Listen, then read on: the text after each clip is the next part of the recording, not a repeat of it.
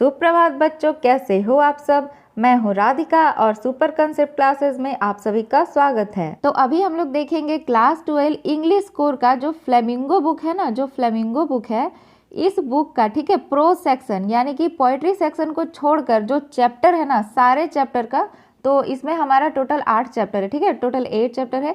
ये 8 चैप्टर का सारा सब्जेक्टिव क्वेश्चन आंसर जो कि वेरी वेरी इंपॉर्टेंट है हमारे एग्जाम के लिए, उन सब को अभी हम लोग रिवाइज करेंगे एकदम अच्छा से।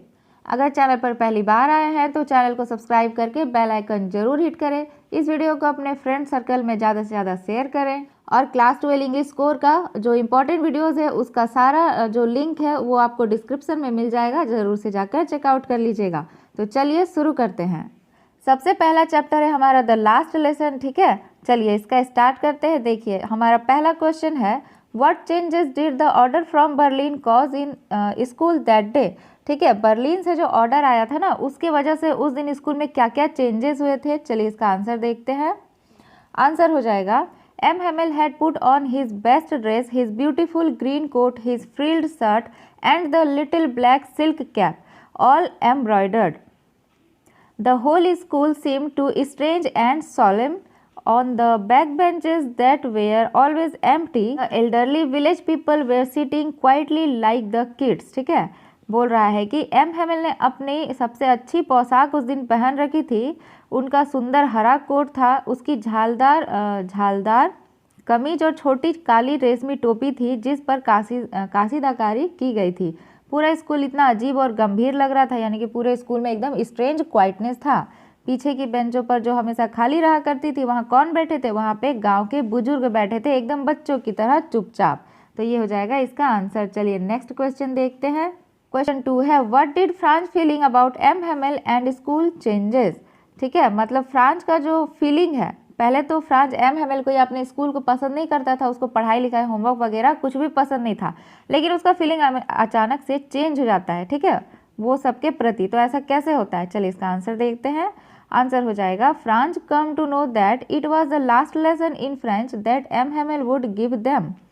From the next day they will be taught only German.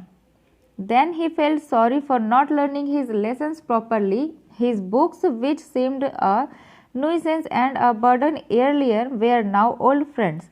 His feelings about M. Hamel also changed. He forgot all about his ruler and how cranky he was. यानी कि बोल रहा है, फ्रांस को पता चलता है कि एम हेमेल द्वारा दिया जाने वाला जो ये क्लास है, ये फ्रेंच का आखिरी क्लास था। अगले दिन वो लोग को सिर्फ और सिर्फ जर्मन पढ़ाया जाएगा।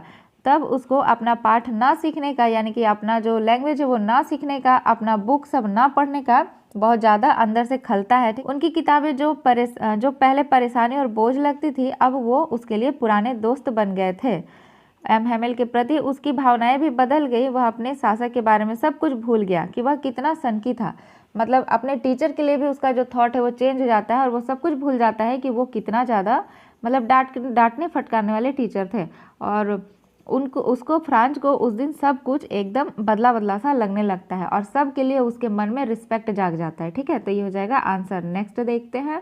क्वेश्चन 3 है, Franz thinks will they make them sing in German even the pigeons, what could this mean. ठीक है, मतलब फ्रांस जब अपने क्लास की खिड़की से बाहर देखता है ना, तो वो देखता है कि बाहर छत पे पंछी लोग जो है ना, वो लोग चहचहा रहे थे। ठीक है, तो वो नोटिस करता है और सोचता है कि क्या ये जो जर्मन लोग हैं, ये लोग इन पंछियों से, इन कबूतरों से भी जर्मन भाषा में गाना गवाएंगे।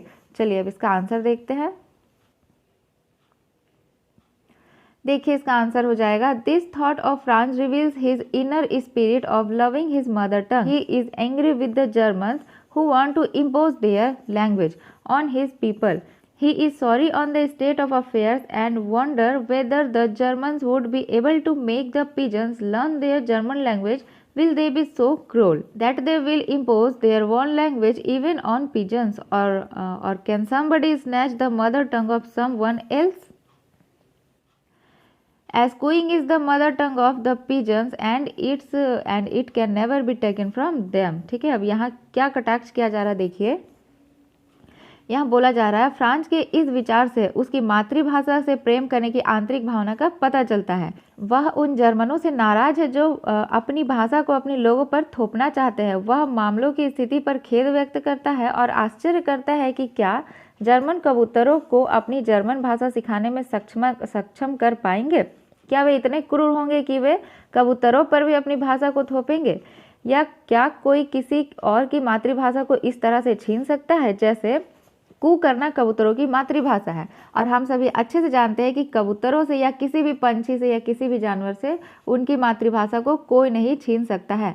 तो ये यही दर्शाता है कि कबूतरों के पास अपनी मातृभाषा के लिए आज़ादी है, जो कि अब फ्रांस के लोगों के पास नहीं थी, क्योंकि उनका जो लैंग्वेज है वो हमेशा के लिए उनसे छीन लिया गया था। ठीक है, तो ये हो जाएगा इसका आंसर। नेक्स्ट चैप्टर का इंपॉर्टेंट क्वेश्चन आंसर देखते हैं। देखिए नेक्स्ट चैप्टर है हमारा लॉस्ट स्प्रिंग। ठीक है, चलिए इसका क्वेश्चन आंसर स्टार्ट करते हैं।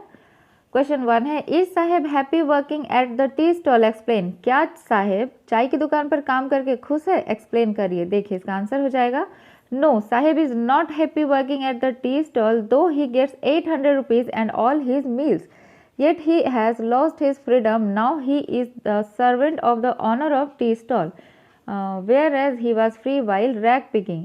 बोल रहा है कि नहीं, साहब चाय की दुकान पर काम करके खुश नहीं है। क्यों खुश नहीं है? क्योंकि उसका जो अपना स्वतंत्रता है, अपना फ्रीडम है, वो उसका खो चुका है। हालांकि उसे 800 रुपये और उसका सारा भोजन मिलता है, फिर भी उसने अपनी स्वतंत्रता खो दी है। अब वह चाय की दुकान के मालिक का नौकर है, जबकि कूड़ा बीनते समय वह आज़ाद था। जब वो कूड़ा चुनता था तब वह आज़ाद था और अपने मन का मालिक था, लेकिन अब ऐसा नहीं है। ठीक है, तो ये हो जाएगा आंसर। नेक्स्ट देखते हैं। 2 है, how is Mukesh attitude to his situation different from that of his family. मतलब मुकेश का जो एटीट्यूड है, ठीक है, उसका सिचुएशन और उसका फैमिली के सिचुएशन से उसका जो मतलब खुद का जो सोच है, थिंकिंग है, वो किस तरह से अलग है। ठीक है, चलिए इसका आंसर देखते हैं। देखिए आंसर हो जाएगा Mukesh dares to think differently, he insist to adopt a different profession of motor mechanic. His other family members follow the inherited business of bangle making that gives them no riches, not even one full meal throughout life. His family members do not dare to think anything else, but Mukesh dare to initiate.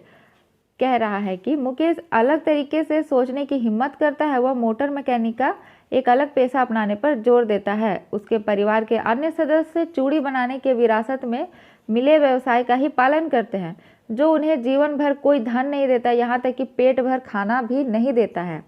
उसके घर वाले कुछ और सोचने की हिम्मत नहीं करते हैं, लेकिन जो मुकेश है ना, वो पहल करने का हिम्मत दिखाता है और वो ये सबसे हट के कुछ अलग सोचकर आगे बढ़ने का हिम्मत दिखाता है। इसी तरह से मुकेश का जो थिंकिंग है वो उसके फैमिली मेम्बर से अलग है। ठीक है, तो ये हो जाएगा आंसर। नेक्स्ट देखते हैं।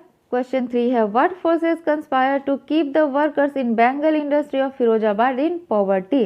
मतलब ऐसा क्या है जो कि फिरोजाबाद में जो भी बैंगल मेकर जो है वो लोग को जो गरीबी है वो लोग का ना उसको बढ़ावा देते हैं। ठीक है, मतलब चाह कर भी वो लोग उससे निकल नहीं पाते हैं। देखिए इसका आंसर हो जाएगा the vicious circle of the sahukar, the middleman, the policeman, the keepers of law, the bureaucrats and the politicians conspire to keep the workers in Bengal industry of Firozabad in poverty.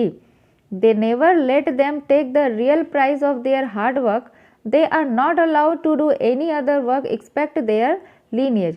The police hauls them up blacks and drags under the charges of any illegal work. They do not have any leader to raise their voice. ठीक है, इसमें बता रहा है कि फिरोजाबाद के चूड़ी उद्योग के मजदूरों और साहूकारों, बिचौलियों, पुलिस वाले, कानूनों के रखवाले, अफसर साहू और राजनेताओं के दुष्चक्र ने गरीबी में धकेल दिया है। ठीक है, उन्होंने कभी भी उन्हें उनकी मेहनत की असली कीमत नहीं लेने दी। उन्हें अपने वंश को छोड़कर कोई और काम करने की अनुमति नहीं है। पुलिस उन्हें किसी भी अवैध काम के आरोप में पकड़ लेती है और घसीटती है और उन्हें क्या करती है, जेल भेज देती है। उनके पास आवाज़ उठाने वाला कोई नेता या लीडर नहीं है, और जब भी वो इससे मतलब आगे बढ़ने का कोशिश करते हैं ना, तो पुलिस लोग या फिर बड़े बड़े जो नेता लोग हैं वो लोग क्या करते हैं, उसे कोई भी इलीगल चार्ज लगा देते हैं और फिर वो लोग को जेल में डाल देते हैं, मारते पीटते हैं, मतलब टॉर्चर करते हैं। ठीक है, तो इसीलिए वो लोग चाह के भी इससे नहीं निकल पाते हैं। तो ये हो जाएगा इसका आंसर। चलिए नेक्स्ट चैप्टर देखते हैं। तो अभी हम लोग करेंगे डीप वाटर जो चैप्टर है इसका लॉन्ग क्वेश्चन आंसर्स। ठीक है, चलिए शुरू करते हैं। देखिए हमारा सबसे पहला क्वेश्चन है, what is the miss adventure that William Douglas speaks about. William Douglas कौन से मिस एडवेंचर के बारे में बताते हैं इस चैप्टर में? देखिए इसका आंसर देखते हैं। देखिए इसका आंसर हो जाएगा William Douglas speaks about his experience of learning how to swim. That experience turned out to be a misadventure because it nearly drowned him and he developed a fear of water after that incident. ठीक है, चलिए अब इसको हिंदी में समझ लेते हैं। William Douglas तैरना सीखने के अपने अनुभव के बारे में बात करते हैं कि कैसे कैसे वो तैरना सीखते हैं, है ना। वह अनुभव एक दुस्साहस साबित होता है क्योंकि इसने उन्हें लगभग डुबो दिया था और उस घटना के बाद क्या होता है, विलियम डॉगलस को पानी से बहुत ज़्यादा डर लगने लगता है। ठीक है, तो ये हो जाएगा क्वेश्चन 1 का आंसर। चलिए अगला देखते हैं। देखिए क्वेश्चन 2 है, what were the series of emotions and fears that Douglas experienced when he was thrown into the pool. मतलब जब डॉगलस को पूल में फेंका जाता है ना, जब उसको वो लड़का डॉगलस को पूल में फेंक देता है तो कौन कौन सा डर था जो वो अनुभव किए थे। ठीक है, what plans did he make to come to the surface, और दोबारा वो पानी से बाहर आने के लिए कौन कौन से प्रयास किए। चलिए इसका आंसर देखते हैं। आंसर हो जाएगा William Douglas felt depressed and emotionally weak. He was very much fearful. He felt paralyzed, almost dead. Only his heartbeat and mind appeared to be alive. ठीक है, he planned to jump from the bottom of pool to come to the surface. He planned to come out like a cork. He would lie flat on the water and strike out with arms. चलिए अब इसको हिंदी में देख लेते हैं। William Douglas उदास और भावनात्मक रूप से कमज़ोर महसूस कर रहे थे। वह बहुत ज़्यादा डर गए थे, वह लकवाग्रस्त महसूस कर रहे थे और ऐसा लग रहा था जैसे कि वह मर चुके हैं। ठीक है, उनका सिर्फ दिल धड़क रहा था और दिमाग जीवित लग रहा था और वो सतह पर आने के लिए पुल के नीचे से कूदने का योजना बनाते हैं, मतलब बहुत ज़्यादा प्रयास करते हैं।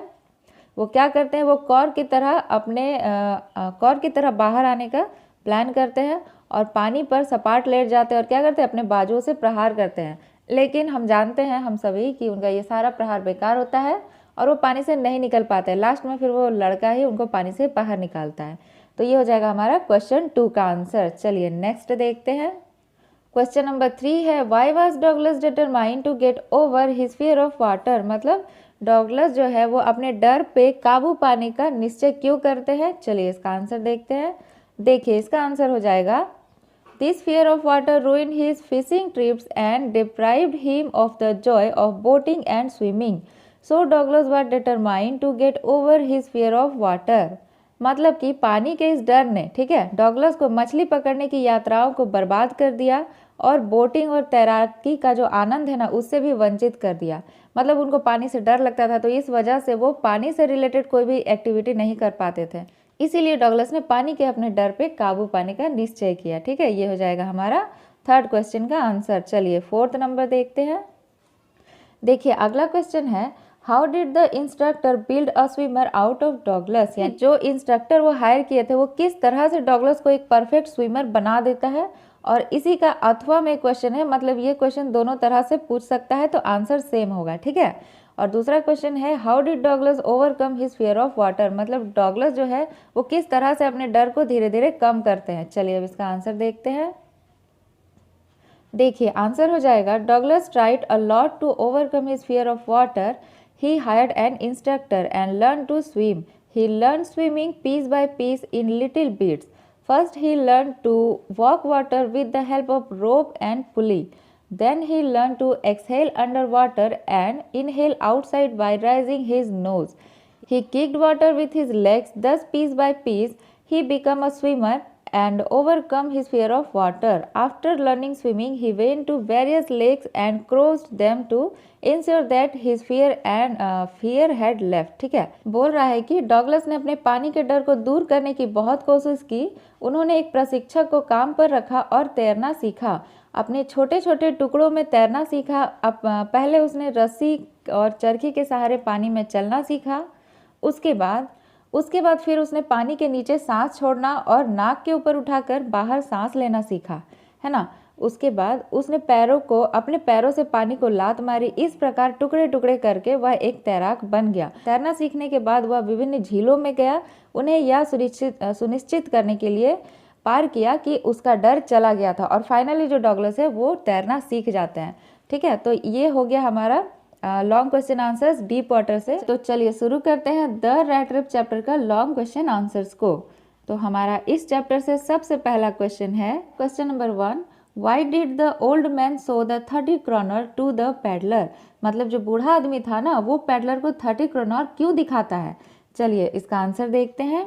देखिए इसका आंसर हो जाएगा the old man showed the 30 kroner to the peddler because he thought that the peddler did not believe on his saying, and his bosy cow gave him enough milk which was sold at the dairy and earned him 30 kroner। ठीक है, देखिए बोल रहा है कि बूढ़े आदमी ने फेरी वाले को 30 kroner इसलिए दिखाए क्योंकि उसने सोचा कि फेरी वाले को उसकी बात पर विश्वास नहीं हो रहा था कि उसकी गाय ने उसे पर्याप्त दूध दिया है और उसी को बेचकर वो डेयरी में उसने 30 kroner कमाए थे। तो ये जो है फेरी वाले को विश्वास नहीं होता है, इसलिए वो उसको 30 kroner दिखाता है। ठीक है, चलिए अगला क्वेश्चन देखते हैं। क्वेश्चन नंबर 2 है why did the iron master speak kindly to the peddler and invite him home. ठीक है, मतलब जो आयरन मास्टर रहता है वो पेडलर से एकदम काइंडली बात क्यों करता है और वो उसको अपने घर में इनवाइट क्यों करता है। चलिए इसका आंसर देखते हैं। देखिए आंसर हो जाएगा the iron master spoke kindly to the peddler and invited him in his home for Christmas because he mistook him to be his old comrade Captain Von Stale। मतलब आयरन मास्टर जो है ना, वो फेरी वाले से बात इसलिए करता है इतना प्यार से और क्रिसमस के लिए इसलिए इनवाइट करता है क्योंकि उसको लग रहा था कि वो जो फेरी वाला है ना, वो उसका पुराना दोस्त कैप्टन वॉन स्टेल है। ठीक है, वो गलती से उसको अपना दोस्त समझ लेता है, तो इसलिए वो उसको अपने घर में इनवाइट करता है। चलिए नेक्स्ट देखते हैं। क्वेश्चन नंबर 3 है why was Edla happy to see the gift left by the peddler. जो एडला विल्मेंसन थी आयरन मास्टर की बेटी, वो पेडलर के द्वारा छोड़ा गया गिफ्ट को देखकर खुश क्यों होती है। ठीक है, देखिए इसका आंसर हो जाएगा Edla was happy to see the present left by peddler because she was to be blamed for letting the poor man in who had been proved a thief, and felt guilty that her choice was absolutely wrong. But when she saw the Christmas gift, she knew that the man was not a wrong choice and that he was not a bad man by her। ठीक है, बोल रहा है कि peddler द्वारा छोड़े गए उपहार को देखकर एडला खुश थी क्योंकि उस व्यक्ति को घर में रोकने की जिम्मेदारी उसी पे डाली गई थी जो बाद में एक चोर साबित होता है ना। और क्या होता है कि एडला को उसकी पसंद पे फिर संदेह होने लगता है कि वो एक दोषी को अपने घर में रखी वो गलत थी। ठीक है, लेकिन जब उसने क्रिसमस का तोहफा देखा तो उसे पता चला कि वह आदमी दिल से बुरा नहीं था और वो क्या करता है, उसे घर में रोक कर उसने कोई गलती नहीं की थी, ऐसा एडला सोचती है। और वो क्या करता है, उसका जो 30 kroner जो चुराया था बूढ़ा आदमी से, उसको भी वो वापस कर देता है। तो यही आंसर हो जाएगा। चलिए अगला देखते हैं। देखिए क्वेश्चन 4 है why did the peddler sign himself as captain von Stahle. जो पेडलर है वो खुद को लास्ट में जब लेटर लिखता है ना एडला को, जो लेटर छोड़ के वो गया था, तो उसमें वो खुद को कैप्टन वॉन स्टेल क्यों बताता है। देखिए इसका 2 रीज़न हो सकता है। ठीक है, इसका 2 रीज़न हो सकता है। तो पहला ये हो जाएगा कि he saw first of all mistaken with that name and identify by the iron master who supposed him to be an old friend of his. और दूसरा हो जाएगा he acted like a real captain and he not only return the 30 kroner of the old crofter but also presented The young kind lady with a Christmas gift as a real captain would have done। ठीक है, देखिए इसका 2 reason ये हो जाएगा कि iron master जो था, पहला तो रीज़न ये हो जाएगा कि आयरन मास्टर उसको अपना पुराना साथी कैप्टन वॉन स्टेल समझकर ही घर लाया था। ठीक है, और दूसरा क्या हो जाएगा ना कि एडला उसको एक कैप्टन के ही जैसा ट्रीट की थी और साथ में वो भी क्या किया था, उसने एक असली कप्तान की तरह काम किया था। उसने खुद एक असली कैप्टन की तरह काम करता है।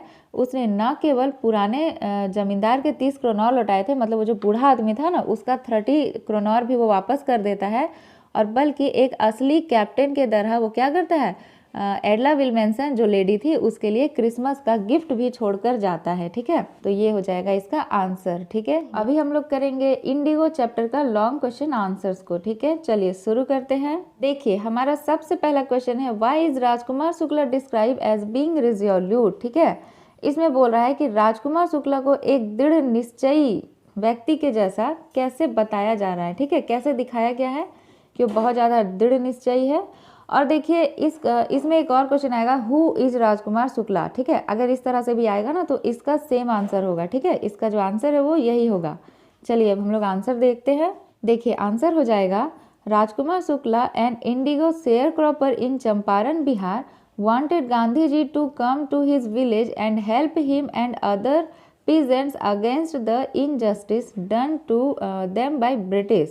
He came to meet Gandhiji in Lucknow and Congress convention, but Gandhiji was committed to go at other places in India. He followed him and after weeks' toil succeeded in getting a date from him. He was his strong resolution which helped him in getting success in his purpose. चलिए अब इसको हम लोग समझते हैं। देखिए राजकुमार शुक्ला जो चंपारण बिहार में नीलहर बटाईदार मजदूर था, चाहता था कि गांधी जी उसके गांव आकर उसके और अन्य लोगों के साथ हुए अंग्रेजों के अन्याय के खिलाफ उसकी मदद करें। वह गांधी जी से मिलने लखनऊ में होने वाले कांग्रेस अधिवेशन में पहुंचा, लेकिन गांधी जी को भारत में कुछ और जगहों पर जाना था। उसने हर जगह उनका अनुसरण किया, मतलब उनको फॉलो किए, और कई सप्ताह के परिश्रम के बाद और उनसे क्या होता है ना, एक तिथि लेने में कामयाब हो जाते हैं। मतलब फाइनली गांधी जी उनको एक डेट बता देते हैं कि हाँ ठीक है, इस डेट में हम लोग चलेंगे चंपारण, और यही उसका पक्का इरादा ही था जिसने उसे अपना मकसद पाने में मदद की। इसीलिए राजकुमार शुक्ला जी को यहाँ पे दृढ़ निश्चयी बताया गया है, ठीक है, ये हो जाएगा आंसर। चलिए अगला क्वेश्चन देखते हैं। देखिए क्वेश्चन 2 है, What did the peasants pay the British landlords as rent, ठीक है, मतलब जो अंग्रेज जो थे, ठीक है, वो जमींदारों से क्या लेते थे, मतलब लगान के रूप में क्या लेते थे। और what did the British now want instead and why?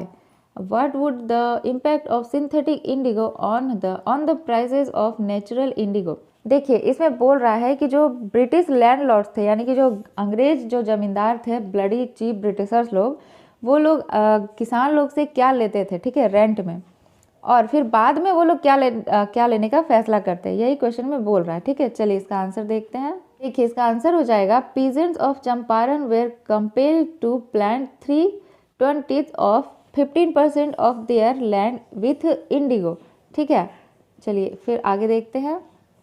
They paid the entire indigo harvest as rent, but when the British learned about synthetic indigo developed by Germany, they wanted no indigo crop. Now they released the peasants of indigo compulsion, and by paying them compensation for it, the synthetic indigo would lower down the price of natural indigo. This was the trick of British to release Indians from 15% indigo compulsions, ठीक है। Actually they wanted no more indigo and tried to earn money out of it। चलिए अब इसको हम लोग अच्छा से समझते हैं। बोल रहा है कि चंपारण के किसान अपनी जमीन के 20% या 15% हिस्से पर नील की खेती करने को विवश थे। वे किराए के रूप में अपनी पूरी नील की फसल दे दिया करते थे, लेकिन जब अंग्रेज को जर्मनी द्वारा विकसित कृत्रिम नील का पता लगा तब वे नील की फसल नहीं चाहते थे। ये जो चीप ब्लडी ब्रिटिशर्स लोग थे ना, ये लोगों को जब पता चलता है कि जर्मनी में कृत्रिम नील का आविष्कार हो गया है, तो ये लोग क्या करते हैं ना, जो किसानों के द्वारा अत्याचार करके जो नील उगा रहे थे उस पर ये लोग उसको लोग बंद करवा देते हैं, ठीक है। अब उन्होंने किसानों को नील की खेती की व्यवस्था से मुक्त कर दिया, लेकिन इसके बदले में क्या करते हैं, मुआवजा मांगते हैं, मतलब पैसा मांगते हैं। बोलते हैं कि कृत्रिम नील से प्राकृतिक नील की कीमतें गिर जाती। भारतीय किसानों को नील पैदा करने की व्यवस्था से मुक्त करना अंग्रेजों की एक चाल थी। मतलब वो लोग तो जानते हैं कि जो सिंथेटिक नील है वो तैयार हो गया है, तो ये जो खेती वाला नील है ये ज़्यादा महंगा चलेगा और इससे जो है मुनाफा नहीं आएगा, ठीक है। तो इसीलिए वो लोग क्या करते हैं ना, किसान लोग को बोलते हैं कि ठीक है, तुम लोग को अब नील नहीं देना होगा, नील का खेती नहीं करना होगा, लेकिन बदले में तुम लोग को अब पैसा देना होगा। और ये जो है अंग्रेज लोग का, ये चीप ब्लडी ब्रिटिशर्स लोग का एक चाल होता है, ठीक है। तो वास्तव में वे और नील नहीं चाहते थे, लेकिन उन्होंने इसके बदले क्या किया, पैसा मांगने की कोशिश की। तो यही था इसका, यही हो जाएगा इसका आंसर। चलिए नेक्स्ट क्वेश्चन देखते हैं। क्वेश्चन 3 है, why did Gandhi agree to a settlement of 25% refund to the farmers. यानी कि ये जो चीप ब्लडी ब्रिटिशर्स लोग थे, ये लोग जब किसानों को 25% रिफंड करने को तैयार होते हैं।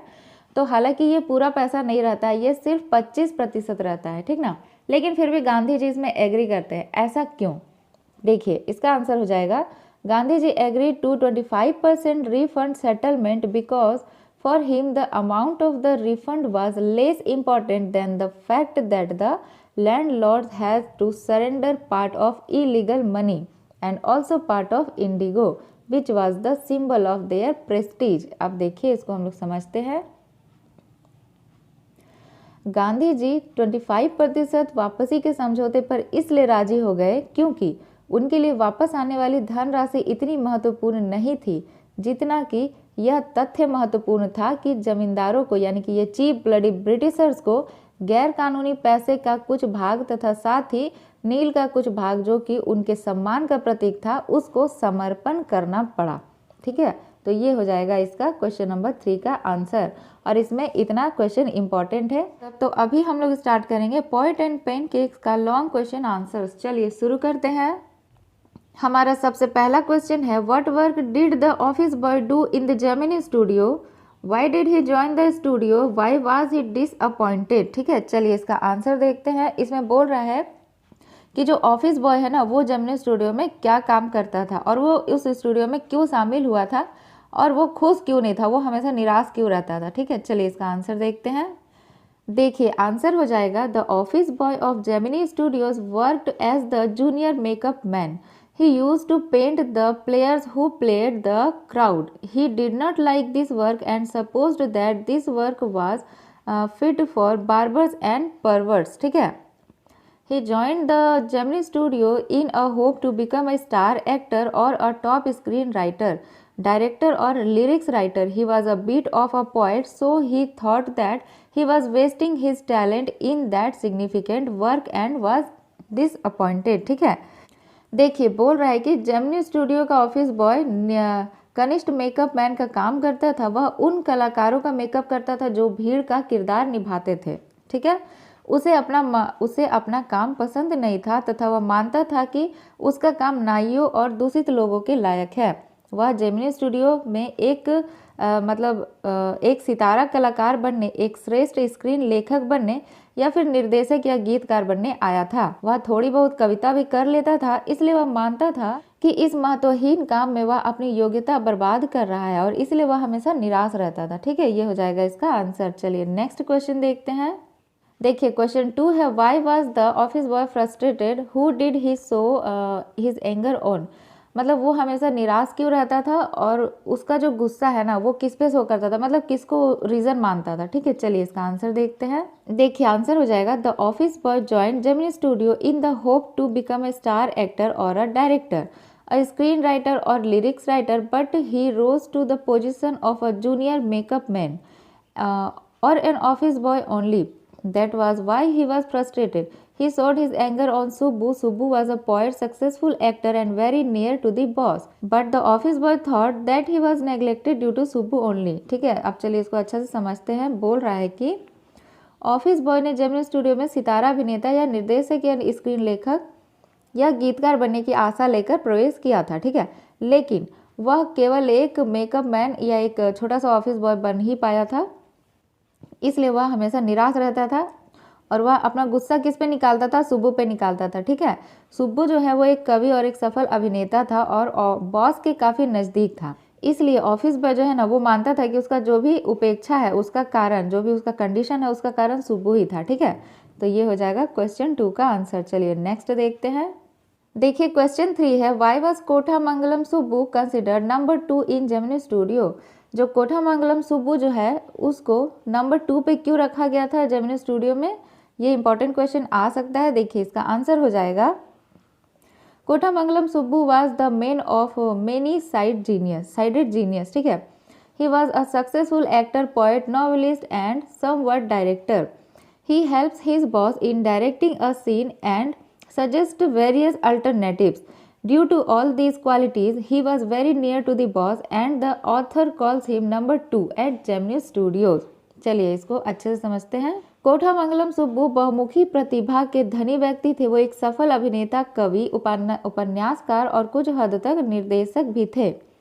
वह अपने बॉस को दृश्य निर्देशित करने में मदद करते थे और विभिन्न विकल्पों का सुझाव भी देते थे। इन सभी गुणों के कारण सुब्बू जो थे वो बॉस के बहुत ज़्यादा करीब थे और जेमिनी स्टूडियो में लेखक उसे नंबर 2 पे रखते हैं। ठीक है, तो यही हो जाएगा इसका आंसर। अभी हम लोग करेंगे द इंटरव्यू चैप्टर का लॉन्ग क्वेश्चन आंसर्स। चलिए शुरू करते हैं। तो हमारा सबसे पहला क्वेश्चन है, what are some of the positive views on interviews. ठीक है, यानी कि इंटरव्यू का पॉजिटिव व्यूज जो है वो क्या है। चलिए इसका आंसर देखते हैं। देखिए आंसर हो जाएगा, an interview is a source of truth and in its practice an art it is supremely serviceable medium of communication these days more than at any other time. Our most vivid impressions of our contemporaries are through interviews. ठीक है, because of this the interviewer holds a position of unprecedented power and influence. तो ये हो जाएगा इसका answer. चलिए इसको समझते हैं अच्छे से। देखिए बोल रहा है, साक्षात्कार सत्य का एक स्रोत है और अभ्यास के रूप में एक कला है। यह संचार का सबसे अधिक सेवा योग्य माध्यम है। इतिहास की अपेक्षा आज समकालीन व्यक्तियों के सजीव प्रभावों का माध्यम सहित यही साक्षात्कार है। इसके कारण ही साक्षात्कारकर्ता आज इतना शक्तिशाली और प्रभावशाली है जितना पहले कभी नहीं था। तो देखिए अब आप लोग के मन में थोड़ा सा ये बात आता होगा कि इंटरव्यू का बात किया जा रहा है, लेकिन इंटरव्यू अभी इतना शक्तिशाली कैसे हुआ, क्योंकि अभी तो सोशल मीडिया का ज़माना है ना। तो आप लोग कंफ्यूज मत होइए, क्योंकि ये जिस टाइम पे ये जो चैप्टर है जब लिखा गया होगा ना, उस टाइम पे इंटरव्यू का ज़्यादा बोलबाला था। ठीक है, उस टाइम पे सोशल मीडिया का टाइम तो था नहीं, क्योंकि वो पहले का ज़माना था। तो इसीलिए सोशल मीडिया अभी इतना एक्टिव है, उस टाइम पे इंटरव्यू ही ज़्यादा एक्टिव था। ठीक है, और इंटरव्यू के ही वजह से जो बड़े बड़े सेलिब्रिटीज़ होते थे ना, वो लोग के बारे में पब्लिक को पता चलता था। हालांकि अभी सोशल मीडिया के जरिए तो डायरेक्टली ही पता चल जाता है कुछ भी, लेकिन पहले इंटरव्यू ही था जो इसका एक माध्यम होता था। ठीक है, तो इसीलिए ये हो जाएगा इसका आंसर। चलिए नेक्स्ट क्वेश्चन देखते हैं। देखिए क्वेश्चन 2 है, why do most celebrity writers despise being interviewed. ठीक है, बोल रहा है कि अधिकांश जो सेलिब्रिटी लेखक जो होते हैं, ठीक है, वो लोग इंटरव्यू से मतलब दूरी क्यों बनाते हैं, उससे नफरत क्यों करते हैं। ठीक है, चलिए इसका आंसर देखते हैं। देखिए इसका आंसर हो जाएगा, most of the celebrities despise being interviewed because they think it as an assault on their privacy. They feel it is immoral, it is a crime, it is cowardly and vile. They are basically public shy and consider themselves as the victims of interviews. They despise the interview as an unwarranted intrusion into their lives or feel that it somehow diminishes them, just as in some primitive culture it is believed that if one takes off photographic portrait of somebody then one is stealing that person's soul. अब इसको हम लोग समझते हैं कि ज़्यादातर जो लोग हैं, ज़्यादातर जो सेलिब्रिटीज़ है, वो लोग इंटरव्यू देना पसंद क्यों नहीं करते हैं। देखिए बहुत से सितारे इंटरव्यू देना पसंद नहीं करते हैं क्योंकि उन्हें यह अपने निजी जीवन पर किया गया आघात लगता है। वो समझते हैं कि यह अनैतिक है, यह एक अपराध है, यह कायरता है और शैतान रूपी है। यह लोग वास्तव में जनता से शर्माने वाले होते हैं और अपने आप को साक्षात्कार के शिकार मानते हैं। ठीक है, वे साक्षात्कार को अपने निजी जीवन पर किया गया एक हमला मानते हैं और समझते हैं कि इससे इनकी चमक मंदी पड़ती है। जैसे कि प्राचीन काल में कुछ सभ्यताओं में मान्यता थी कि यदि किसी व्यक्ति का चित्र बनाया जाएगा तो उसकी आत्मा चोरी हो जाएगी, अर्थात मर जाएगी। ठीक है, तो मतलब ऐसा होता है ना कि कभी कभी मीडिया वाले क्या करते हैं, किसी का इंटरव्यू लेके और ज़्यादा बढ़ा चढ़ा के छाप देते हैं। तो इसी वजह से कोई जो सेलिब्रिटीज़ है ना, वो लोग इंटरव्यू देने से डरते हैं। ठीक है, यही सब रीज़न है। तो ये हो जाएगा इसका आंसर। चलिए नेक्स्ट क्वेश्चन देखते हैं। क्वेश्चन 3 है, how does Eco find the time to write so much. ठीक है, तो इस चैप्टर में जो इको के बारे में बताया जा रहा है, जो कि एक लेखक है, तो क्वेश्चन ये है कि इको को लिखने का समय कहाँ से मिलता है, कैसे मिलता है। चलिए इसका आंसर देखते हैं। देखिए आंसर हो जाएगा, Eco himself says that he is a professor who write novels on Sundays. ठीक है, at another point he says, I started writing novels by accident, I had nothing to do one day, to do one day, and so I started. Novels probably satisfied my taste for narration. By these statements, we come to know that Eco writes from his heart. Writing is his passion, and for one's passion, one gets time anyhow. He generally writes however he gets time, particularly on Sunday. ठीक है, अब इसको अच्छे से समझते हैं। Eco खुद कहते हैं कि वह एक प्रोफेसर है जो रविवार को उपन्यास लिखते हैं। एक अन्य बिंदु पर वो कहते हैं कि मैंने संयोग से उपन्यास लिखना शुरू कर दिया जब मेरे पास करने के लिए कुछ नहीं था। ठीक है, मतलब दिन भर करने के लिए कुछ नहीं था, तो मैंने सोचा कि चलो मैं उपन्यास लिखता हूँ। उपन्यास शायद वर्णन के लिए मेरे स्वाद को संतुष्ट करते हैं। इन बयानों से पता चलता है कि इको अपने दिल से लिखता है। लिखना उसका पैशन है और अपने पैशन के लिए वक्त तो मिल ही जाता है। इको आमतौर पर लिखता है जब भी उसे समय मिलता है, खासकर रविवार को। ठीक है, ये थोड़ा सा यहाँ पे प्रिंटिंग मिस्टेक हो गया, ये एन को आप लोग को नहीं देखना है। ठीक है, इको आमतौर पर लिखता है जब भी उसे समय मिलता है, तो ये हो जाएगा इसका आंसर। इसी के साथ द इंटरव्यू जो चैप्टर है इसका लॉन्ग क्वेश्चन आंसर्स कंप्लीट हो गया है। तो अभी हम लोग करेंगे गोइंग प्लेसेस चैप्टर का लॉन्ग क्वेश्चन आंसर्स। चलिए शुरू करते हैं। देखिए हमारा सबसे पहला क्वेश्चन है, were the options that Sophie was dreaming of, why does Jansie discourage her from having such dreams. ठीक है, बोल रहा है कि सोफी जो है वो क्या क्या सपना देखती थी, मतलब वो दिन में सपने देखती थी, ये तो हम लोग जानते हैं, तो वो क्या क्या सपने देखते रहती थी, और जेंसी जो है, ठीक है, वो उसको हमेशा सपने देखने से मना क्यों करती थी। चलिए इसका आंसर देखते हैं। देखिए इसका आंसर हो जाएगा, Sophie was dreaming of following options. ठीक है, वो क्या क्या सपने देखती थी। देखिए, having a boutique, being a manager, a fashion designer, being an actress, मतलब ये सब वो बनना चाहती थी, ये सब बनने के वो सपने देखती थी। Jansie discourage her from dreaming such things because she is a practical girl and know her limitations. She know that such dreams give nothing except misery. She wants to save Sophie from such damage. ठीक है, अब इसको अच्छे से समझ लेते हैं। Sophie सपने देखती थी क्या क्या। देखिए, कभी वो सोचती थी एक बुटीक खोलेंगे, कभी सोचती थी मैनेजर बनेंगे, कभी सोचती थी फैशन डिज़ाइनर बनना है हमको, कभी सोचती थी हमको अभिनेत्री बनना है। और जेंसी उसको हमेशा इसलिए रोकती थी सपने देखने से क्योंकि वह एक व्यवहारिक लड़की थी। ठीक है, वह अपनी सीमा जानती थी, वह जानती थी कि ऐसे सपने दुख के सिवा और कुछ नहीं दे सकते हैं, इसलिए वो सोफी को किसी भी नुकसान से बचाना चाहती थी। बस हवा में महल बनाने वाला जो सपना है ना, ये सब देखने से उसको मना करती थी। ठीक है, चलिए नेक्स्ट क्वेश्चन देखते हैं। देखिए क्वेश्चन 2 है, Sophie and Jansie were classmates and friends, what were the differences between them and show up in the story. मतलब सोफी और जेंसी जो है वो दोनों क्लासमेट्स थे और दोस्त भी थे। ठीक है, लेकिन वो दोनों के बीच में क्या क्या अंतर था, चलिए देखते हैं। देखिए आंसर हो जाएगा, Sophie and Jansie were classmates and friends but they were different from each other. वो दोनों एक दूसरे से बहुत अलग थी।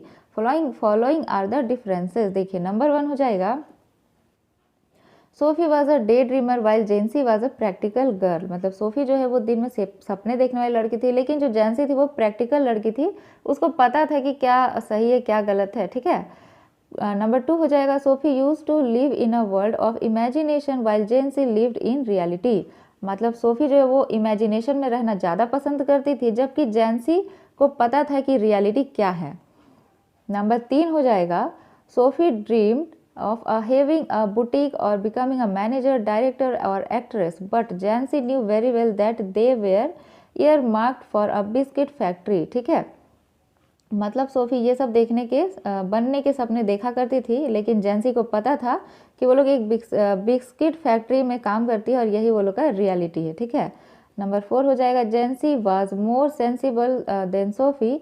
She reminded her that her father would not like such dream of becoming a manager. चलिए अब इसको अच्छे से हिंदी में देख लेते हैं। सोफी दिन में सपने देखती थी, जबकि जेंसी एक व्यवहारिक यानी कि प्रैक्टिकल लड़की थी। ठीक है, सोफी कल्पना की दुनिया में जीती थी, जबकि जेंसी हकीकत में। सोफी जो है वो बुटीक खोलना चाहती थी, मैनेजर बनना चाहती थी, डिज़ाइनर बनना चाहती थी, लेकिन जो जेंसी है वो अच्छी तरह जानती थी कि बिस्किट फैक्ट्री जो है वही वो लोग का रियलिटी है। ठीक है, और जेंसी जो है वो सोफी से ज़्यादा समझदार थी और वो उसे हमेशा याद दिलाती थी कि उसके पिता उसको मैनेजर बनने का जो सपना है वो कभी भी पसंद नहीं करेंगे। ठीक है, तो ये हो जाएगा इसका आंसर। चलिए अगला क्वेश्चन देखते हैं।